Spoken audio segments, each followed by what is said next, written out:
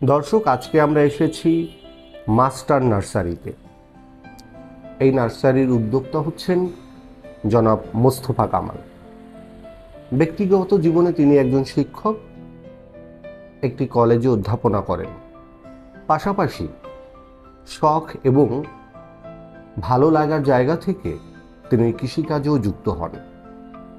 প্রথমেই আমরা তার ছাদ বাগানটি আপনাদেরকে দেখাবো।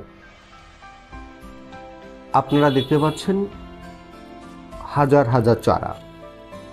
এগুলো মূলত পেঁপে চারা। শুধু পেঁপে চারাই নয়,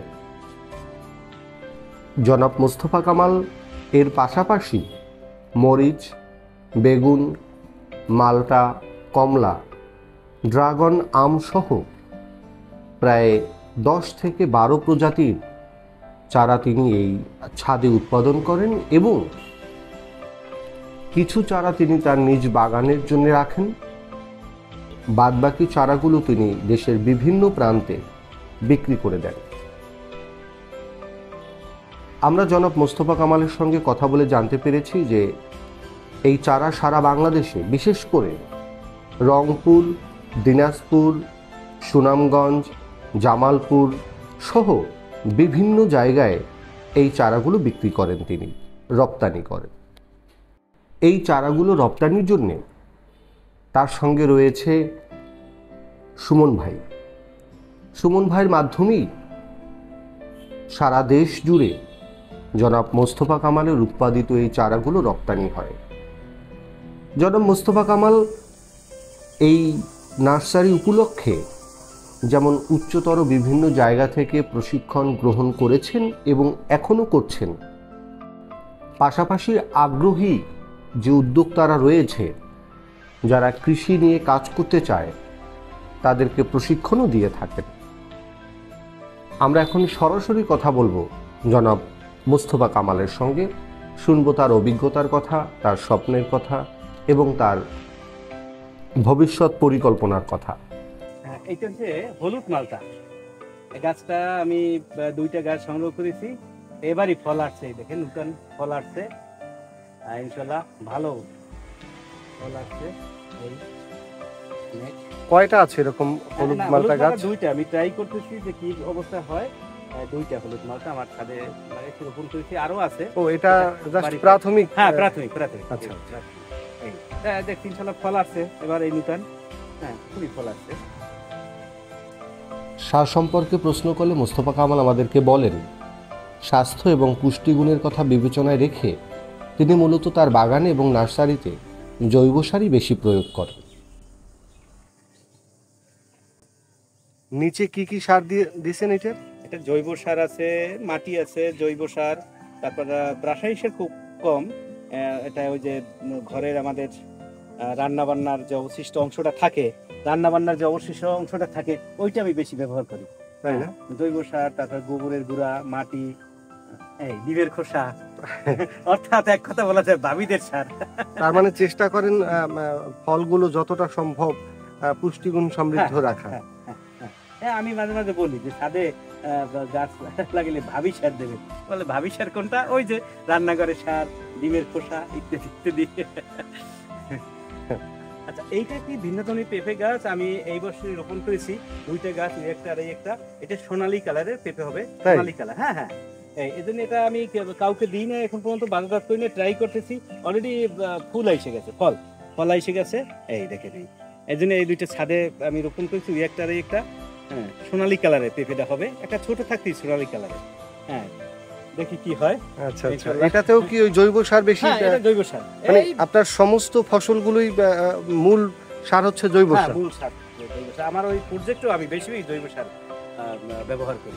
আপনার উদ্দেশ্য কি জৈব সার ব্যবহার করার উদ্দেশ্য? হইছে আমার আসলেও আমার মূল উদ্দেশ্য হইছে যে মানুষ বেকার থাকে কেন, যার একটু জমি আছে বেকার তো থাকা লাগে না। হ্যাঁ, এই জন্য আমি যদিও শিক্ষকতা করি, পাশাপাশি কিছু অল্প একটু জমি থাকলেই আসলে আগান যায়, কোনো ব্যাপার না, অনেক কিছু করা যায়। হ্যাঁ, এইটা কোন ধরনের আম গাছ? আম বেনানা ম্যাঙ্গো, খুব লম্বা আম হবে। হ্যাঁ, লম্বা হবে, অনেক লম্বা হবে। আমটা খুব মিষ্টি। হ্যাঁ, লম্বা আম হবে, বেনানা ম্যাঙ্গো। গত বছর আমি ফল নিই নাই, এবছর নিচে বেশ কিছু ফল হয়েছে। এই যে কিছু ফল হয়েছে বেনানা ম্যাঙ্গো, লম্বা। আমটা হবে ও অন্তপক্ষে 1 বিঘা। তাই না? হ্যাঁ। গত বছর কি ফল হয়েছে? না, গত বছর হয়েছে, রাখি না, রাখা ঠিক না, কারণ গাছটা গ্রোথটা একটু বাড়াইছে ছাদে তো। হ্যাঁ, এই জন্য গত বছর ফল রাখি নাই, এবছর এই কিছু রাখছি, আগামী খেলায়। আপনি ছাদ কৃষির এই আইডিয়াটা কোথা থেকে পেলেন? না, ছাদ কৃষি ভিডিও দেখেছি, ইউটিউব দেখেছি, তারপরে এটা আমার ছোটবেলা থেকে, আমি তো চাকরি ছোটবেলা থেকে আমি কৃষি, মাছ চাষ, গরু পালন, আমার তো মাছও আছে, এবং আমি এই আগামীতে গাভীও আবার ক্রয় করবো, এগুলো আমার ছোটবেলা থেকে সব কৃষি কাজ করা। 12 মাস কমলা, ওই যে চায়না কমলা নাকি, ছোট ছোট চায়না কমলা। হ্যাঁ, চায়না কমলা 12 মাস ফলে। এই দেন, এই ফল এই দুইটা পাকা শুরু করছে, আবার এই ফুল আসছে। হ্যাঁ, এই মানে সমসাময়িক সময় গাছে ফলও থাকে, ফুলও থাকে। হ্যাঁ, প্রায় 12 মাস। 12 মাস। আরে পাকলে আসলে টকও না, মিষ্টিও হয়। শিক্ষকতার পাশাপাশি অবসর সময়ে এরকমের পরিশ্রমের কাজ করা সম্পর্কে জনাব মোস্তফা কামালের কাছে জানতে চাইলে তিনি বলেন, পরিশ্রম যে হয় না তা না, কিন্তু আমার এই নার্সারি উপলক্ষে 15-20 জনের সরাসরি কর্মসংস্থানের সুযোগ সৃষ্টি হয় এবং এর সঙ্গে আরও যুক্ত থাকে প্রায় 50 থেকে 100 জন মানুষ, যারা পরোক্ষভাবে হলেও একটি কর্মসংস্থানের সন্ধান তারা পায়।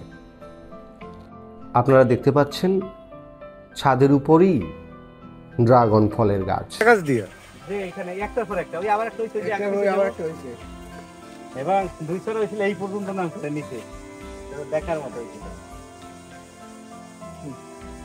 কি কলা এটা?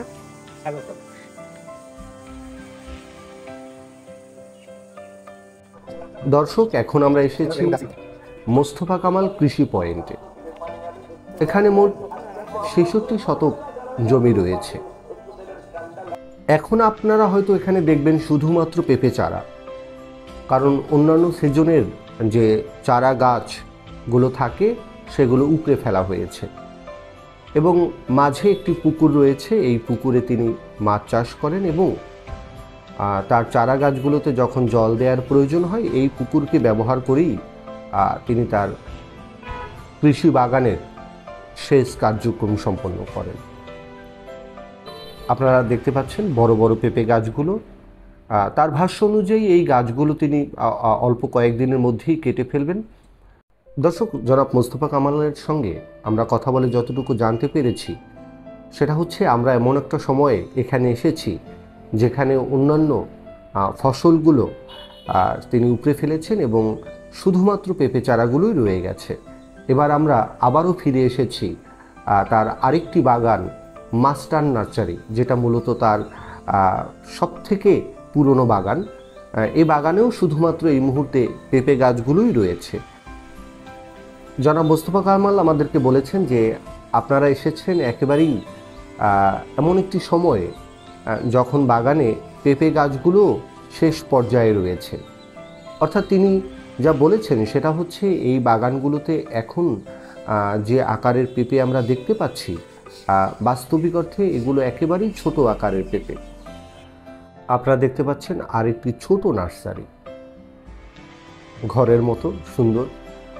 যা হোক, মোস্তফা কামাল অক্লান্ত পরিশ্রম করে শিক্ষকতা পেশার পাশাপাশি তিনি যে কঠোর পরিশ্রম করে কৃষি কাজের সঙ্গে যুক্ত হয়েছেন এবং বিভিন্ন কৃষি ফলন ফলাচ্ছেন, অনুকরণীয় একটি বিষয়। আমরা বলতে চাই, এরকম শিক্ষক এবং এরকম পরিশ্রমী মানুষ বাংলাদেশের উদাহরণ। মোস্তফা কামাল ঠিক সেরকমেরই একটি উদাহরণ তিনি সৃষ্টি করছেন। আপনারা দেখতে পাচ্ছেন জনাব মোস্তফা কামাল এখনও সবসময় তার চারা গাছগুলোকে যত্ন নিয়ে যাচ্ছেন, কারণ তিনি জানেন তার এই যত্নের উপরই নির্ভর করে তার স্বপ্নের সার্থকতা। যতটুকু মায়া মমতা তিনি এই চারা গাছগুলোকে দিতে পারবেন, ঠিক ততখানি সফল তিনি হতে পারবেন। মোস্তফা কামাল বলেন যে তার উদ্দেশ্য শুধুমাত্র অর্থ উপার্জনই নয়, মানসিক প্রশান্তি যা তিনি এই কাজকর্ম থেকে পেয়ে থাকেন একজন মানুষের সুস্থভাবে বেঁচে থাকার জন্য তা বড় রকমের একটি উপকরণ। তার স্বপ্ন হচ্ছে তার এই নার্সারি এবং তার এই কৃষি বাগানকে আরো সম্প্রসারিত করা।